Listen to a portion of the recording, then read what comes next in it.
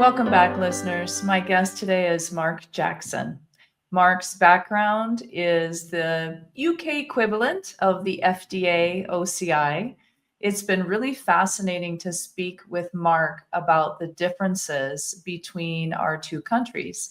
And I thought you, the listener, would enjoy that as well. So welcome to the podcast, Mark. Thank you very much. And thank you very much for the invitation. Let's level set a bit so the listeners understand terms that you may use that are slightly different than ours. In the US, our controlled substances are broken down into the schedules. In the UK, you refer to them as classes, class A through C, if I'm correct. That's right. Give us an overview of what types of meds are in each class. So trying to use meds which you probably see significant quantities of in the US. So an oxycodone type products would be a class A. So at the sort of top of the pyramid. Okay. So our Schedule 2s are your class A's. And then benzodiazepines would be a B, so diazepam, something like that. Okay.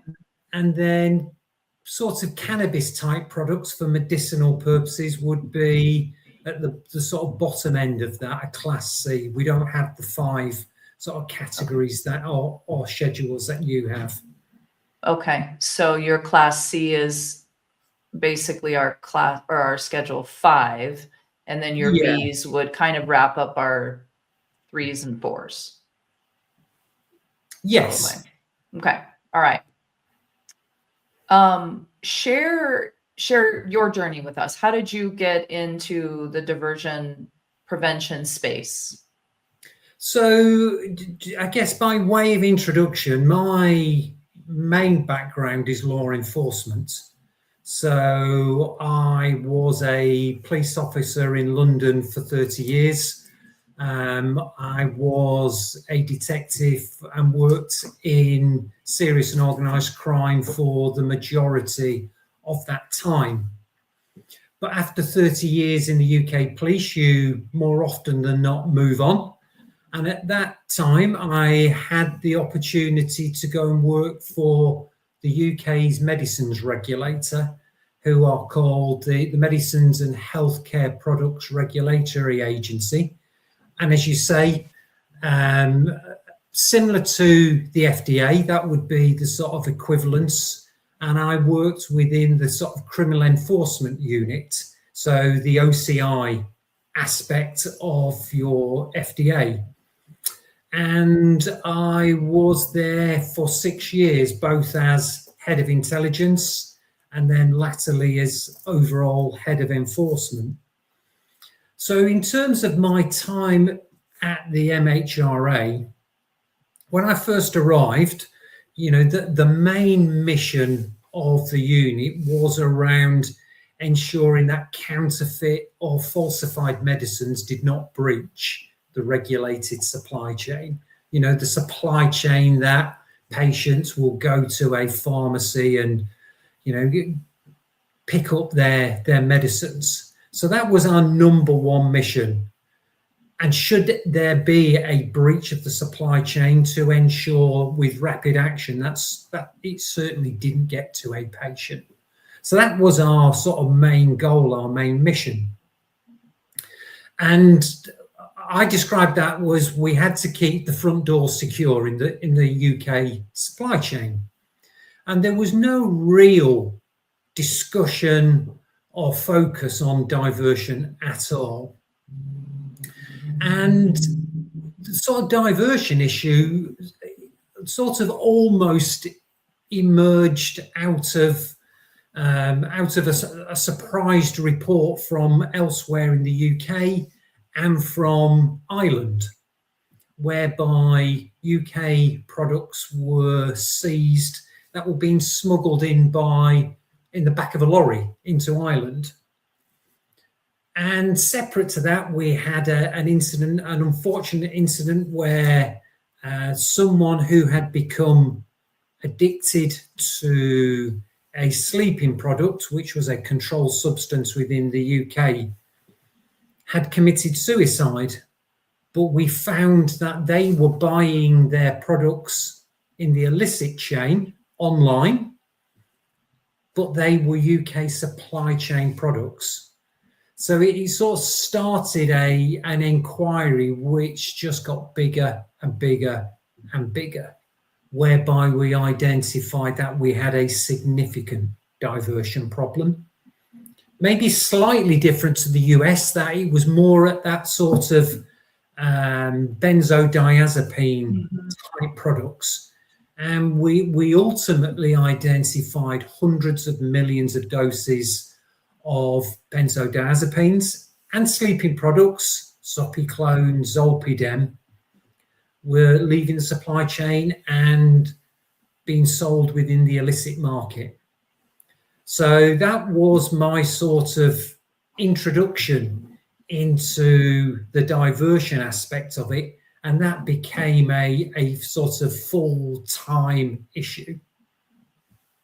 So prior to that time, did that office that you worked for have no idea that this kind of thing was happening? Yeah, I think it's fair to say that there was no reports, there was no intelligence. You know, the regulatory inspections had not identified any concerns. So up until that stage, there were no indicators that there was a problem. Clearly there was, Right. and that there had been a range of problems across the whole of the supply chain that had not picked up significant changes in purchasing, in terms of volumes that were moving through the supply chain, changes in the terms of strengths that were being purchased. So suddenly the higher strengths, which were always the lower end volume within the supply chain, suddenly became the largest amount. And it was only when all those pieces started to be put together to go, there is something going on here we need to understand. And it became clear there was a significant amount of controlled substances that were leaving the supply chain and hitting the illicit market. Right. Was it one of those things that was kind of hindsight was 2020, that once you saw that your supply was in other places, you go back to look and you like, oh yeah, we should have noticed that? Or do you think it was kind of just starting and there hadn't totally been time to notice it yet? I think it's probably somewhere in the middle of that. I think the analysis of the volumes moving through the supply chain gave an indicator it hadn't been going on for years and years, but it had been going on for a couple of years. And, you know, I guess the bad actors within the supply chain, as they discover that they're not being identified, I guess greed comes into that. So, you know, what started out as maybe a smaller amount just becomes bigger and bigger and bigger. And therefore the volume that is swirling around in the illicit market gets larger and larger, and huge amounts of money involved. Right. Yeah. Well, you dip your toe at first, and if you don't get caught, then it's like, all right, this works. Let's keep doing it. And was that the case? It was pharmacists, the one that you shared with me. Was that the first case that you saw? Yes. So, and again, I don't know if this is somewhat different to the US, but a pharmacy in the UK can be both a pharmacy and it can be a wholesaler. Now, they'll need 2 licenses to do that, but it allows them to not just have products for prescriptions, but it allows them to buy and sell within the supply chain. And, you know, that was one of the issues that different organizations do the inspections. And the more you divide responsibilities, the greater opportunity there is for things to fall between the cracks. Okay. Yeah. Does your work take you into individual hospital facilities, or is it mostly on a manufacturing So when I was at area? the MHRA, it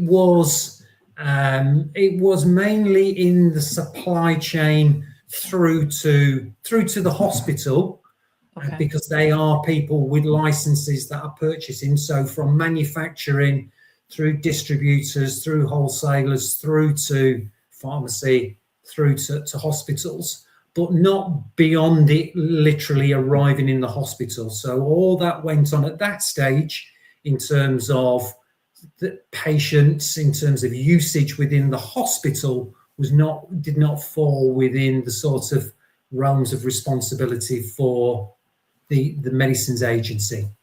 Okay. Do you have a sense for what do people in the UK think that diversion happens in hospitals with healthcare professionals, that there's a problem with substance use disorder among healthcare professionals? What's the sense in the UK? I'd say that, again, going by the reports. So you see lots of reports coming out of the US identifying investigations and issues that the DEA, the FDA have been involved in involving health workers. It's very rare for anything like that to appear within the media, within the press, within the UK. It's quite unusual. Now, the question is, a bit like the diversion story that I told you, you don't know until you know. Right. Yeah. And, I'm far be it from me to question others, but, my story, my journey around diversion is everywhere I've gone and worked. So I've worked for a manufacturer as their head of counter diversion and illicit trade. I've worked with other international organizations. No one has diversion. Everyone goes, oh, it's terrible diversion. They all talk about the risks it poses to, all the various levels, but they always end the sentence with, but it doesn't happen here. Right. And it doesn't happen there until they find it. Right. So, my instincts tell me, why wouldn't it be going on? If we see all the other traits around diversion, one would suggest it is likely to be going on, because human beings are human beings. There will be humans that have substance use disorders. There will be people who will take advantage of opportunities they may come across. Right. What the scale of that is, who knows? Yeah, exactly. And that's true what you say. I mean, humans are humans, and there's substance use everywhere, right? But what I also know is that in the UK, you don't use as much as we do in terms of, I don't know where your benzodiazepines sit, but in terms of opioids, you just don't use that for within hospitals, right? Here, it's almost, pretty much every patient ends up with an order set that gives them access to opioids should they need pain, even if it's mild pain in some order sets, which is kind of crazy. In the UK, it's not like that, right? It isn't like that. I guess my evidence around that is having worked for a manufacturer whose a vast element of its business was producing opioids. Again, from a counter diversion, I was looking at data, I was looking at sales, I was looking at different markets. And you can see how small the sales are into European markets and how small those sales are into the UK compared with what you see going into, for example, the USA or other, Canada, etc. There's a very different, I guess, a different culture, a different dispensing culture. Yes, there's just a whole lot less. But in terms of benzodiazepines, huge volumes of benzodiazepines within the sort of UK and European supply chain. And surprise, surprise, those are the sort of products that we have seen diverted and being sold within illicit markets. Well, maybe you have more benzodiazepine issues because you expect your population to suck it up with their pain. And that makes them anxious. I say that in jest. I wonder what the difference is. I have my own personal experience with my sister, and I were both pregnant at the same time, and she delivered while she was over in Europe.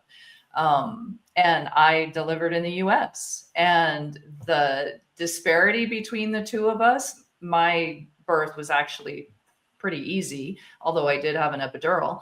And hers was extremely difficult. Started at home, right? Which most of them do. And they had to transport her in because it became more difficult. And then even postpartum, I mean, I got meds and she didn't. And so to compare the two of our journeys together was, if anybody should have gotten something, it would have been her and not me, right? But I got it and she didn't. Yeah. So that's when I first learned, wow, that it's true. There's a huge difference. Yes, I think it is. And it is interesting. A colleague that I used to work with had mentioned something about one of their children who'd been to the dentist in the US and came out with an oxycodone product. And it was like, my God, why? Did they remove her jaw? Why would you get that after dental treatment? So right. I guess it's that just a whole differing perspective on pain, Yeah. One view being you don't have any pain to another view that actually you do get pain and we'll just make it bearable. And therefore that may differ in terms of what you are prescribed by the experts. Right. So it's not that the UK patients aren't receiving anything. They're just not receiving the opioids. They're probably receiving something to take that edge off. Yeah. It's a different mindset. And, there have been those discussions in facilities that I've worked in is part of what we need to address when people are coming in. If they're going to go in for surgery and they come in for their pre-op visit to have that discussion, they're asked, well, what is your expectation for pain? And if the person says, I don't want any pain, then they literally put that in the chart. And that's what they try to treat to is no pain for the patient, which, I mean, that's not realistic, So we've got to manage those expectations and not try to get them to that point, I think. Yeah.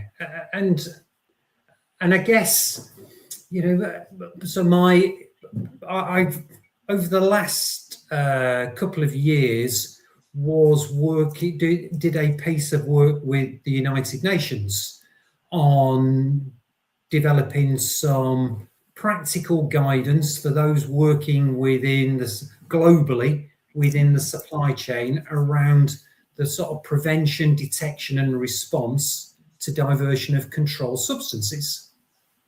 So it's interesting working through that because you get an insight into activity and issues that are going on across regions, not just where you are based, etc. And it is, there was almost a common, particularly across Europe, there was a sort of common experience that opioids that were within the supply chain within Europe were often then being found in the US. So if they were being diverted, they were only going to be sold to one market, the market whereby if you're in it to make money, that's what you're up to. They end up in the US, and the seizures of European medicines within the US, which will always be just the tip of the iceberg, that was the market they were going to. And in fact, I was reading this week, there was a press release by Customs and Border Protection from Philadelphia, who had seized over 30,000 doses of controlled substances, a whole range. which were being trafficked into the US, again, coming from Europe. So, there is a magnet, there's a drawing effect to the US, so I guess there is that demand that pulls it towards it. Right. Yeah, that's the demand here. So your diversion cases sound like they're going to be mostly through distributors, large scale, not necessarily individuals that we would look for here in facilities. It's to a large extent through distributors because they're going to go where the money is and where the demand is. Yeah, for sure. So not a lot of pill mill type things where physicians are prescribing illegally, are there, or is it just benzodiazepines? I guess because the system is so different in terms of private healthcare in the US versus National Health Service within the UK. Okay. That in itself, because it's a National Health Service, again, there's lots of different pressures around the National Health Service in terms of looking at what products are being used, etc. So whilst we haven't experienced the sort of pill mill situation, whereby in the UK, we've certainly seen that in some places in Europe. So I ended up dealing with a case in Eastern Europe whereby opioids were being seized in the US. So they were being trafficked from Eastern Europe to the US, but it all came down to a single pharmacy, a very small community pharmacy in an Eastern European country, where people were queuing around the block to pick up and were doing prescriptions that way. That was so. It was certainly an outlier to the European experience. Interesting. Yeah. So again, the data, very different. Yeah. Yes, and ultimately it was the data which showed the problem. Right. This particular pharmacy had purchased around about a third of the high strength oxycodone for the whole country. Big red flag. It was within small numbers a big operation. Right. Okay. I know when we talked to you made a comment last time about even our containers of over-the-counter meds are huge compared to what you see over there. Yeah. So, I was going to say paracetamol, and I forget the US. Tylenol, yes. Acetaminophen, yeah. Yeah. You can, it's hugely restricted on what you can buy over the counter. So you can literally buy 2 packs. So that's probably 28 in a pack each. That's all you can buy. That's that. And through my work in the US, I've been with colleagues who've gone to their drawer to take a Tylenol, and this container like that full of Tylenol, I think, surely that's in the supply chain somewhere, the volume that's readily available and accessible. So therefore that's out there within the community, it's out there, etc. It just feels so much more in terms of volume and accessibility. When you say you're restricted, are you literally, like, it comes in smaller packaging, but if I wanted to buy, say, 10 packages at one time, can I do it? No. Okay. Yeah. Can I buy it and then walk out of the store and just come back in, or do they check your ID like they do here with Sudafed, or how do they restrict it? Yeah, if you went around lots of different shops, okay, then no one would know. They're not checking. No one knows. No. Okay, but they won't sell it at a single. But the aggravation of going round to not worth to 10 different stores for some Tylenol. Right. Yeah. So there again, I mean, what is the European mindset then? Is it just we live through the pain, we don't feel the pain as much because we're not as sensitive to it? I mean, what is the mindset? I think the mindset is, so if we use the Tylenol as an example, why do you need that much? If you need to go out and buy a dustbin lid full of Tylenol, you should be going to see a medical professional for them to look at what's going on. Tylenol should be something that you might use on an occasional basis for something. One of the reasons why it is restricted is Tylenol, paracetamol has been has been in the past a young person's way, or any age person's way of committing suicide. So therefore, having restricting the amount you can get access to is just a way of trying to, I guess, design out the ability to commit suicide. Sure. Or just make it a whole lot more difficult. Right. Yeah, that's a horrible way to do it. I have seen attempts that are not successful, but do destroy your liver. And then that changes your whole life. And then, that's a horrible thing. Okay. Yeah, it's interesting. I'm not a big medication taker myself. People assume, I think, that well, you're a pharmacist, so of course you're going to turn to drugs for everything. It's like, no, it's it's kind of your body's way of regulating, and just deal with some of it. But it's interesting that the whole country is just so different. It's not pockets of. I mean, it's very different from country to country. So I'm assuming it is safe to say, within hospitals or surgery centers, you wouldn't expect to see a diversion mitigation or monitoring program. It's just not on the radar as something that facilities would use resources on.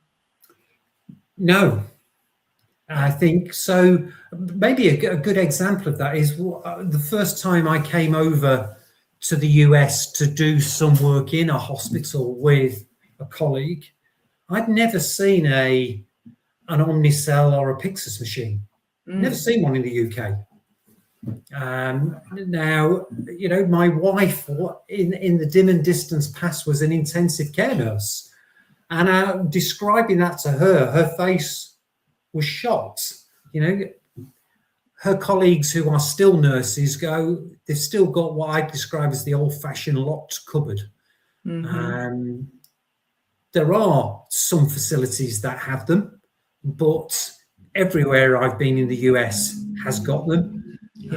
But it's an unusual occurrence for you to wander into a hospital, a healthcare facility in the UK and see one. So again, that probably shows you the sort of mindset, awareness, and probably based on previous incidents, because incidents will often lead you to implementing new systems and processes. The lack of incidents that have been either identified or reported.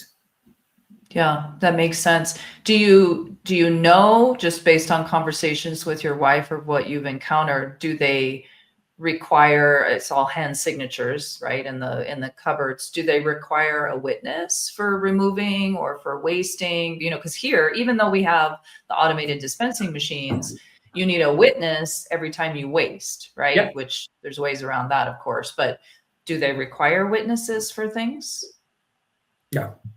No. Okay. So I could go into the cabinet, I could get out what I want, I sign my name, I'm assuming.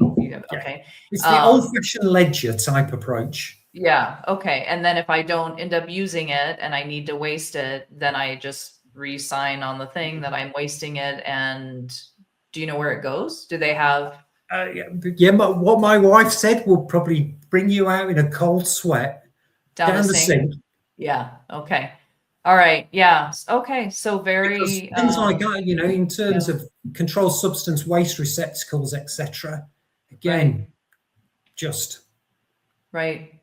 Yeah. Have you discussed it with your wife? Does she think there's potentially a diversion issue, or does she think it probably is very rare or doesn't happen? Yeah. So she left nursing about 15 years ago. So she didn't think it was Okay. an issue. Okay. But I guess no one goes back to no one's got diversion until they discover they've got diversion. Yeah. So I feel it's probably a similar situation. Yeah.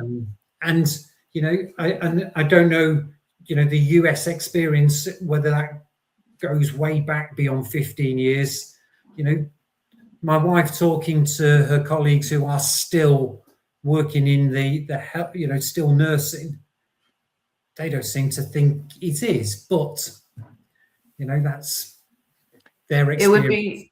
It would be a fascinating study to really get in there and see, because it is so different in Europe. You're not exposing as many patients to opioids, whether they're healthcare professionals or not.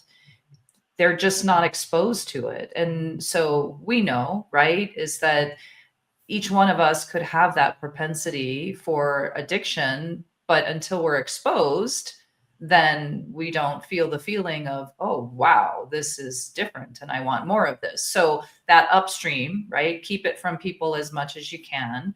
And then that will mitigate a lot of your problems if you just aren't exposed to it. So it would be fascinating to find out if we could get into the facilities there and see if there is a problem, because you truly expose less people to it. So there might not be much of a problem. I don't know. In Well, healthcare professionals, yeah. because, they're just not, it'd be fascinating. Although you might have a problem with benzodiazepines. That is also fascinating. Do you think it's because it's a lower class? And so, okay.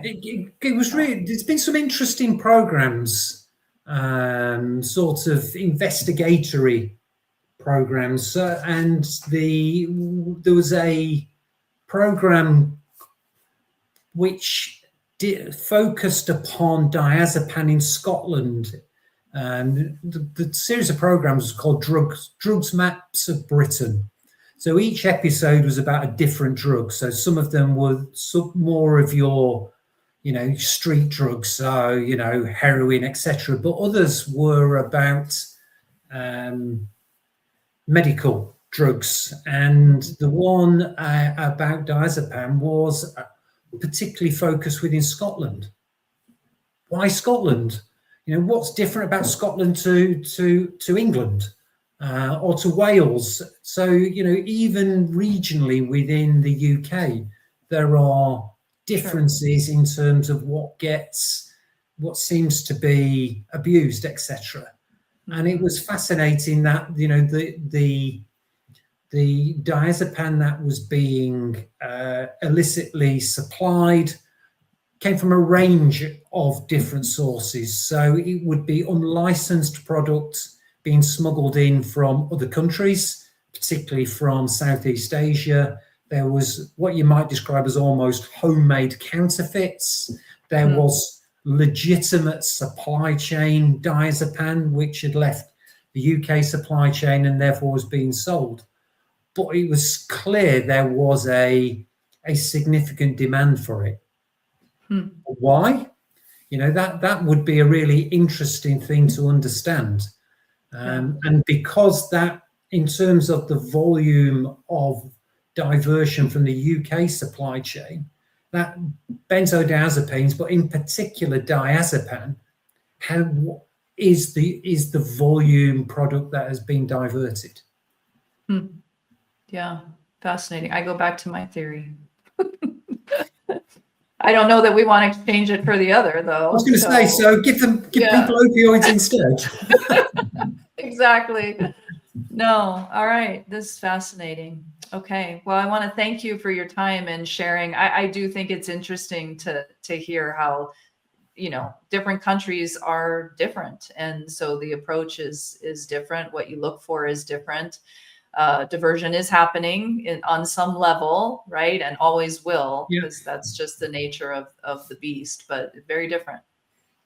But, having been fortunate to have been over in the US and and met with people like yourself and other experts in the field to see all that's done in the US, and also, unfortunately, the scale of some of the issues which are identified.